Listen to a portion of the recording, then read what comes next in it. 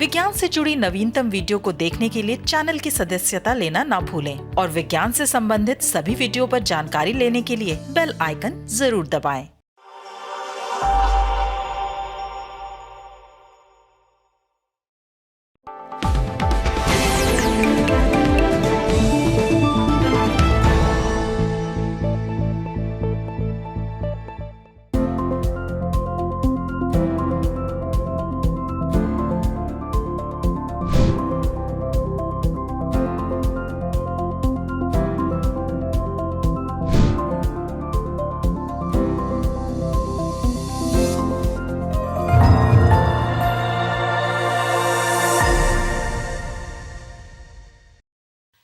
नमस्कार, वैज्ञानिक चेतना से लैस अनुसंधानिका में आप सभी का स्वागत है और मैं हूं आपके साथ अंजलि चौहान। अनुसंधानिका के इस अंक में देखिए, ब्लॉकट्रैक ऐप पर रहेगा स्वास्थ्य का रिकॉर्ड, दुनिया की जीडीपी को चोट पहुंचाएगा जलवायु खतरा और अब नाइट्रोजन संयंत्र भी पैदा करेंगे ऑक्सीजन। स्वास्थ्य का डिजिटल रिकॉर्ड आज बेहद जरूरी हो चुका है, लेकिन ये रिकॉर्ड पूरी तरह से सुरक्षित और हर कहीं एक्सेसिबल होना भी जरूरी है। इसी बात को ध्यान में रखते हुए भारतीय वैज्ञानिकों ने एक एंड्रॉयड मोबाइल ऐप ब्लॉकट्रैक विकसित किया। इसका परीक्षण किया जा रहा है। सबसे खास बात यह है कि ये ऐप उभरती ब्लॉकचेन तकनीक पर आधारित है, जिसमें आंकड़े पूरी तरह से सुरक्षित रहते हैं। आइए देखते हैं ये रिपोर्ट।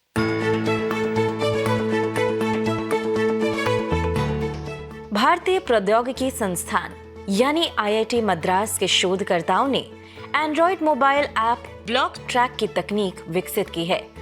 आईआईटी के मैकेनिकल विभाग के प्रोफेसर प्रभु राजगोपाल के नेतृत्व में एक टीम ने ब्लॉकचेन तकनीक पर आधारित ये ऐप बनाया है। उन्होंने बताया कि यह ऐप मोबाइल एंड्रॉयड फोन पर इस्तेमाल किया जाता है। यह दो अलग अलग रूपों में होता है, एक मरीज के लिए और दूसरा डॉक्टरों के लिए। इसमें यूजर के इस्तेमाल के लिए सुरक्षा पिन की व्यवस्था है। इस ऐप का इस्तेमाल मरीज के साथ साथ डॉक्टर एवं अस्पताल द्वारा भी किया जा सकता है। उन्होंने बताया कि ऐप का आईआईटी मद्रास परिसर स्थित अस्पताल में पायलट परीक्षण आरंभ कर दिया गया है। वहां डॉक्टर एवं मरीज इसका इस्तेमाल कर रहे हैं। इन परीक्षणों के नतीजों का विश्लेषण करने के बाद इसके फाइनल स्वरूप को बाजार में उतारा जाएगा। मरीजों को इस ऐप का फायदा यह है कि उनके स्वास्थ्य संबंधी सभी आंकड़े इसमें मौजूद रहेंगे। आंकड़े पूरी तरह से सुरक्षित होंगे। किसी भी अस्पताल में जाने पर डॉक्टर किसी भी समय इन आंकड़ों को देख सकेंगे। इससे डॉक्टर को इलाज तय करने में आसानी होगी। बस शर्त यह है कि डॉक्टर इस ऐप का इस्तेमाल कर रहे हो। मान लीजिए मरीज अपनी बीमारी के बारे में पता पाने की स्थिति में नहीं है, तो भी ऐप से उसके पिछले मेडिकल रिकॉर्ड की हिस्ट्री डॉक्टर जान सकेंगे। बता दें कि ब्लॉकचेन एक उभरती हुई प्रौद्योगिकी है। यह आंकड़ों की एक ऐसी श्रृंखला है जो इंटरनेट, पर्सनल की और क्रिप्टोग्राफी पर आधारित है। इसमें एक बार किसी आंकड़े को दर्ज करने के बाद वहां से ना तो हटाया जा सकता है और ना ही उसमें संशोधन किया जा सकता है। इसलिए आंकड़ों के डिजिटल स्वरूप में सुरक्षा के लिए इस तकनीक को सबसे बेहतर माना जाता है। आईआईटी ने इस ऐप का विकास इन्फोसिस के कॉर्पोरेट सामाजिक उत्तरदायित्व पहल योजना के तहत किया है। आईआईटी मद्रास ने इस ऐप का पेटेंट भी फाइल किया है। जलवायु खतरों से निपटने के लिए दुनिया में चल रहे प्रयास बेहद धीमे हैं, जिसके चलते पेरिस जलवायु समझौते के लक्ष्यों को हासिल कर पाना काफी मुश्किल लग रहा है। एक नए अध्ययन में चिंता जताई गई कि यदि दुनिया का रवैया यही रहा तो इसकी भारी आर्थिक कीमत चुकानी पड़ सकती है। इससे वर्ष 2050 तक विश्व की अर्थव्यवस्था 7 से 10% तक छोटी हो जाएगी और नतीजा ये होगा कि जीडीपी में कम से कम 18% की गिरावट आ सकती है। आइए देखते हैं ये रिपोर्ट। जलवायु खतरों से निपटने के लिए दुनिया में चल रहे प्रयास को लेकर स्विस रे इंस्टीट्यूट ने एक अध्ययन किया है, जिसकी रिपोर्ट हाल में प्रकाशित हुई है। इस अध्ययन में अगले 30 वर्षों के दौरान जलवायु प्रभावों का गहन अध्ययन किया गया है। इस रिपोर्ट में दुनिया के 48 प्रमुख ग्रीन हाउस उत्सर्जक देशों के आंकड़ों का विश्लेषण किया गया है। इसमें कहा गया है कि अमेरिका एवं ब्रिटेन दोनों की जीडीपी को जलवायु खतरों से 7%, चीन को 15 से 18%, भारत को 17 से 27%, इंडोनेशिया को 17 से 30%, जापान को 8 से 9% और ऑस्ट्रेलिया को 11 से 12.5% का नुकसान होगा। रिपोर्ट में इस संभावना का भी आकलन किया गया है कि यदि पेरिस जलवायु समझौते के लक्ष्यों को पूरा किया जाता है तो आर्थिक क्षति को सीमित किया जा सकता है। उदाहरण के लिए, यदि सदी के आखिर तक तापमान बढ़ोतरी 2 डिग्री से नीचे रहे तो ब्रिटेन की जीडीपी का नुकसान महज 4% होगा, जबकि लक्ष्य हासिल नहीं करने की स्थिति में यह करीब 7% रहेगा। इसी प्रकार रिपोर्ट में वैश्विक जीडीपी के नुकसान को तापमान बढ़ोतरी के साथ जोड़कर आकलन किया गया है। मसलन, यदि मौजूदा स्थिति जारी रहती है तो सदी के अंत तक तापमान बढ़ोतरी 3.2 डिग्री होगी और जीडीपी की क्षति 18% रहेगी। यदि कुछ प्रयास तेज होते हैं तो तापमान बढ़ोतरी 2.6 डिग्री और जीडीपी की क्षति 14% रहेगी। यदि तापमान बढ़ोतरी 2 डिग्री होती है तो क्षति 11% की होगी।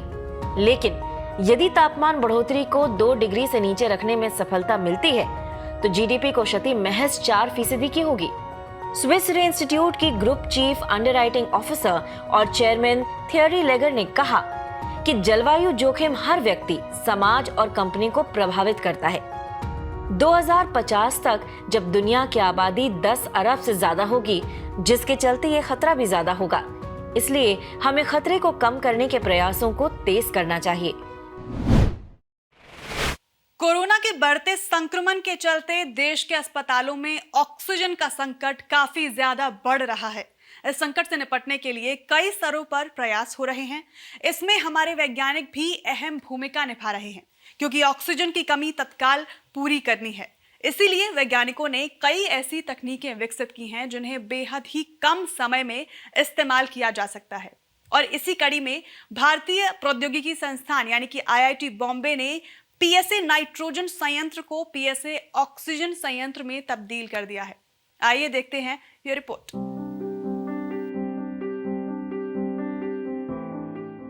अब तक जिस संयंत्र का इस्तेमाल नाइट्रोजन पैदा करने के लिए किया जा रहा था, उसमें कुछ बदलाव करके IIT बॉम्बे ने उसे ऑक्सीजन पैदा करने के लिए तैयार किया है।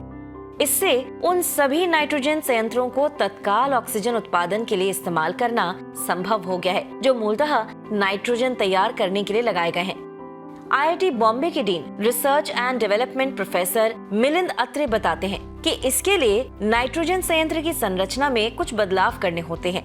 नाइट्रोजन संयंत्र में लगे आणविक छलनी को कार्बन जायोलाइट में बदला जाता है।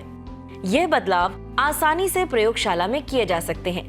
PSA यूनिट में ऐसे मॉलिक्यूलर स्यूज है जिसमें हम सिर्फ नाइट्रोजन का अलाउ कर रहे हैं। अभी इस प्लांट में हमें जो करना है, ये PSA यूनिट नाइट्रोजन से ऑक्सीजन में कन्वर्ट करना है।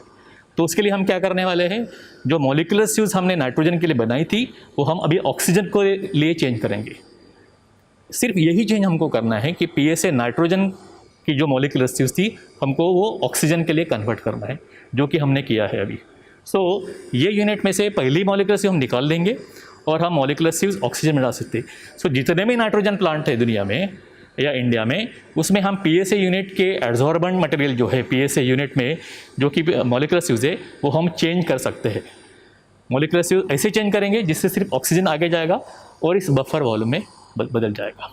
तथा इसमें अधिकतम 3 दिनों का समय लगता है। उन्होंने बताया कि IIT बॉम्बे के अलावा इस प्रोजेक्ट में टाटा कंसल्टिंग इंजीनियर्स तथा स्पैंटेक इंजीनियर्स ने भी सहयोग प्रदान किया है।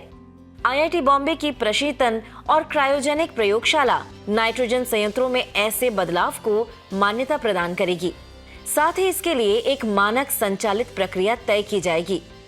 देश भर के नाइट्रोजन संयंत्रों को ऑक्सीजन संयंत्रों में बदलाव के लिए प्रयास किया जा सकेगा। इस मानक संचालन प्रक्रिया के जरिए दूसरी प्रयोगशालाओं में भी इस कार्य को अंजाम दिया जा सकेगा, ताकि कोविड की मौजूदा स्थिति या भविष्य में ऑक्सीजन की किसी अन्य चुनौती से निपटा जा सके। IIT बॉम्बे के निदेशक प्रोफेसर सुभाशीष चौधरी ने परियोजना में शामिल सभी वैज्ञानिकों को बधाई दी और उम्मीद जताई कि यह तकनीक मौजूदा संकट और आत्मनिर्भर भारत के लिए निर्णायक साबित होगी। अनुसंधानिका के आज के कार्यक्रम में केवल इतना ही। आप सभी से अनुमति लेने से पहले एक विनम्र अनुरोध। विज्ञान, प्रौद्योगिकी, आविष्कार और नवाचार जगत के विश्वसनीय कार्यक्रमों को देखने के लिए अपने मोबाइल पर इंडिया साइंस ऐप अवश्य डाउनलोड करें। और एक बात और, देश का अपना विज्ञान चैनल इंडिया साइंस अब फेसबुक, ट्विटर, यूट्यूब, लिंक्डइन और इंस्टाग्राम पर भी उपलब्ध है। हमारे कार्यक्रमों के बारे में अपने फीडबैक एवं सुझाव आप हमें ईमेल भी कर सकते हैं। हमारा ईमेल पता है feedback@indiascience.in। अगले सप्ताह एक बार फिर आपसे मुलाकात होगी अनुसंधानिका के एक नए और एक रोचक अंक के साथ। तब तक के लिए अपना बहुत ख्याल रखिए। नमस्कार।